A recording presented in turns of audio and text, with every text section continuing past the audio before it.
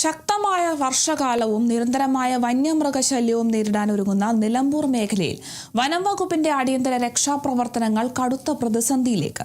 നിലമ്പൂർ, വഴിക്കടവ്, എടവണ്ണ തുടങ്ങിയ മലയോര വനമേഖലകളിൽ അടിയന്തര സാഹചര്യമുണ്ടായാൽ വനപാലകർക്ക് സമയബന്ധിതമായി എത്തിച്ചേരാൻ കഴിയാത്ത വിധം വാഹനക്ഷാമം രൂക്ഷമാണ്. ആവശ്യത്തിന് സർവീസ് യോഗ്യമായ വാഹനങ്ങളില്ലാത്തതാണ് വനമേഖലയോട് ചേർന്ന് കിടക്കുന്ന ജനവാസ കേന്ദ്രങ്ങളെ ആശങ്കയിലാക്കുന്നത്. നിലമ്പൂർ നോർത്ത് ഡിവിഷന്റെ കീഴിൽ ആകെയുള്ള 15 വാഹനങ്ങളിൽ 7ഉം 15 വർഷത്തെ കാലാവധി പൂർത്തിയാക്കിയവയാണ്. നിയമപ്രകാരം ഇവ നിരത്തിലിറക്കാൻ സാധിക്കാത്ത അവസ്ഥയാണ്.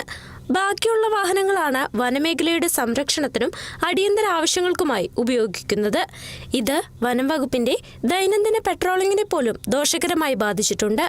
വർഷക്കാലത്തെ നിലമ്പൂർ ചുരം മേഖലകളിൽ മരങ്ങൾ കടപുഴകി വീണുണ്ടാകുന്ന അപകടങ്ങളിലും മേഖലയിൽ നിരന്തരമായി ഉണ്ടാകുന്ന കാട്ടാനശല്യം ഉൾപ്പെടെയുള്ള വന്യമൃഗ പ്രതിസന്ധികളിലും ജനങ്ങൾക്ക് അടിയന്തര സുരക്ഷയൊരുക്കാൻ വനപാലകർക്ക് വാഹനമില്ലാത്തത് വലിയ തടസ്സമാണ് സൃഷ്ടിക്കുന്നത്. അപകട മേഖലകളിലേക്ക് ദ്രുതഗതിയിൽ കുതിച്ചെത്തേണ്ട റാപ്പിഡ് റെസ്പോൺസ് ടീമിന്റെ പ്രവർത്തനങ്ങളെയും ഇത് ബാധിക്കുന്നു.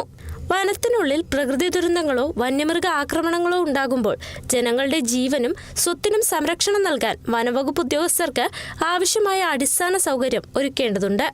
ചുരത്തിലും പരിസര പ്രദേശങ്ങളിലും മഴക്കാലത്ത് ഉണ്ടാകാനിടയുള്ള അടിയന്തര സാഹചര്യങ്ങൾ മുന്നിൽ കണ്ട് ബന്ധപ്പെട്ട ഉയർന്ന അധികാരികൾ ഈ വിഷയത്തിൽ അടിയന്തരമായി ഇടപെടണമെന്ന് block panchayat member KC Shahul Hameed ആവശ്യപ്പെട്ടു.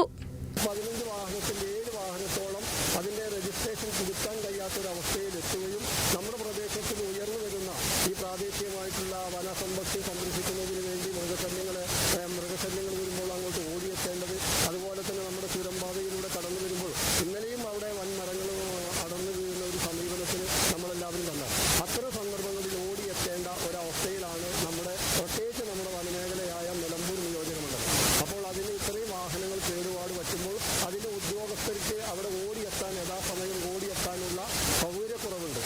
കാലാവധി കഴിഞ്ഞ വാഹനങ്ങൾക്ക് പകരമായി പുതിയ സുരക്ഷാ വാഹനങ്ങൾ എത്രയും വേഗം അനുവദിച്ച് മലയോര ജനതയുടെ ആശങ്ക പരിഹരിക്കുമെന്നാണ് പ്രതീക്ഷയെന്നും ഷാഹുൽ ഹമീദ് പറഞ്ഞു. Kerala vision news, Malappuram.